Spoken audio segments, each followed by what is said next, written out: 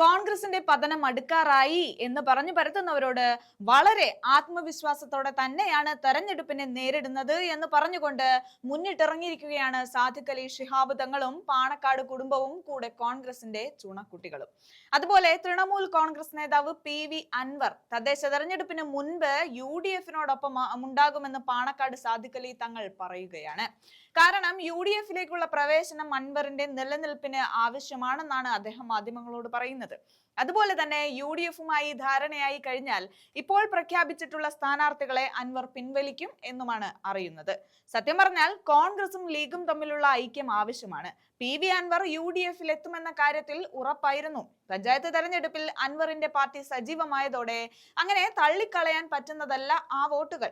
അതും 100% പിണറായി വിരുദ്ധമായിട്ടുള്ള വോട്ടുകളാണ് അതെല്ലാം. അതുകൊണ്ട് തന്നെ മലപ്പുറത്ത് നിന്ന് തന്നെ പ്രഖ്യാപനം വന്നിരിക്കുകയാണ്.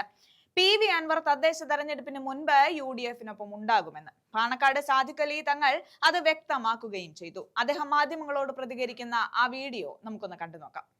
അൻവറും തന്നെ ആ കാര്യത്തിൽ UDF-മായി വളരെ സഹകരിച്ചുകൊണ്ട് തന്നെയാണ് പോകുന്നത്. അദ്ദേഹത്തിന്റെ ആളുകൾ ഉണ്ടാവും ചില സ്ഥലങ്ങളിൽ, അവിടെ പ്രഖ്യാപിച്ചു എന്ന് വരും. പക്ഷെ അതൊരു ധാരണയായി കഴിഞ്ഞാൽ പിന്നെ അത് പിൻവലിക്കുകയും UDF-മായി സഹകരിക്കുകയും ചെയ്യും. അത് കാലങ്ങളായിട്ടുള്ള ഒരു പതിവാണ്. സ്ഥാനാർത്ഥികളെ പ്രഖ്യാപിച്ചു കഴിഞ്ഞാൽ അവിടെ പാർട്ടി പ്രവർത്തകന്മാരും പാർട്ടി ഘടകങ്ങളൊക്കെ സ്ഥാനാർത്ഥികളെയും കൊണ്ട് ഇങ്ങോട്ട് വരും. എന്നിട്ട് ഇവിടെ വന്നിട്ടാണ് അവരവരുടെ ഔദ്യോഗികമായിട്ടുള്ള സ്ഥാനാർത്ഥി എന്നുള്ള നിലയ്ക്കുള്ള പ്രവർത്തനങ്ങൾക്ക് തുടക്കം കുറിക്കുന്നത്. ഇന്ന് നിങ്ങൾ രാവിലെ മുതൽ കണ്ടതാണല്ലോ. കഴിഞ്ഞ ചൊവ്വാഴ്ച മുതൽ ഇതിവിടെ തുടങ്ങിയിട്ടുണ്ട്. ഇത്തവണത്തെ ഒരു പ്രത്യേകത എന്നുള്ളത് എല്ലായിടത്തും പെട്ടെന്ന് തീരുമാനങ്ങൾ എടുക്കാൻ കഴിഞ്ഞിട്ടുണ്ട് എന്നുള്ളതാണ്. സങ്കീർണമായിട്ടുള്ള ചില പഞ്ചായത്തുകളുണ്ടാവും, മുനിസിപ്പാലിറ്റികളുണ്ടാവും. അവിടെയൊക്കെ തന്നെ നോമിനേഷന്റെ അവസാന ഘട്ടം വരെ പ്രശ്നങ്ങൾ നീണ്ടുപോകാറുണ്ട്. പക്ഷെ ഇത്തവണ അങ്ങനെയൊന്നും ഉണ്ടായിട്ടില്ല. എല്ലാവരും നേരത്തെ തന്നെ സ്ഥാനാർത്ഥികൾ നിർണ്ണയിക്കാൻ കഴിഞ്ഞിട്ടുണ്ട്. UDF തലത്തിലുള്ള പ്രശ്നങ്ങൾ വേഗം പരിഹരിക്കുവാൻ കഴിഞ്ഞിട്ടുണ്ട്. അപ്പോൾ നല്ല ആത്മവിശ്വാസത്തോടെയാണ് ഇത്തവണ തെരഞ്ഞെടുപ്പിനെ നേരിടുന്നത്.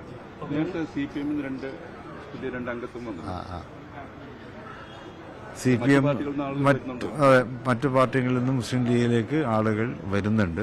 മറ്റു പാർട്ടികൾ സാധാരണക്കാരല്ല വന്നുകൊണ്ടിരിക്കുന്നത്. ആ പാർട്ടിയുടെ തന്നെ ഉത്തരവാദപ്പെട്ട സ്ഥാനങ്ങളിലുള്ള ആളുകൾ തന്നെ രാജിവെച്ചുകൊണ്ട് മുസ്ലിം ലീഗിലേക്ക് വന്നു. അവർ പലരും സ്ഥാനാർത്ഥികളാവുന്നുമുണ്ട്. അതൊക്കെ ഒരു പതിവാണ്. ഒരു വീട്ടുമുറ്റം ഇങ്ങനെ ഒരു സ്ഥാനാർത്ഥികൾ കൊണ്ടുള്ള ഒരു തിരക്കായി മാറുക ഒരു കാഴ്ച. സത്യത്തിൽ ഇത് ഞങ്ങൾ ആസ്വദിക്കാറാണ്. ഇങ്ങനെയുള്ള ഒന്നായിട്ട് കൂട്ടം കൂടി വന്ന് എല്ലാവരും വലിയ സന്തോഷത്തിലാണ് ഉണ്ടാവുക. ആരുടെയും ഒരു ആശങ്കയോടല്ല വരുന്നത്. ഇവിടെ വരുമ്പോൾ വലിയ സന്തോഷത്തോടെ വന്നുകൊണ്ട് സന്തോഷത്തോടെ അവർ തിരിച്ചു പോകുന്നു. ഇനിയിപ്പോൾ അവർ പറയുന്നത് ഞങ്ങൾ ജയിച്ചിട്ട് വീണ്ടും ഇങ്ങോട്ട് വരും, പച്ച അലുവ കരുതി വെക്കണം എന്നൊക്കെയാണ് പറയാറുള്ളത്.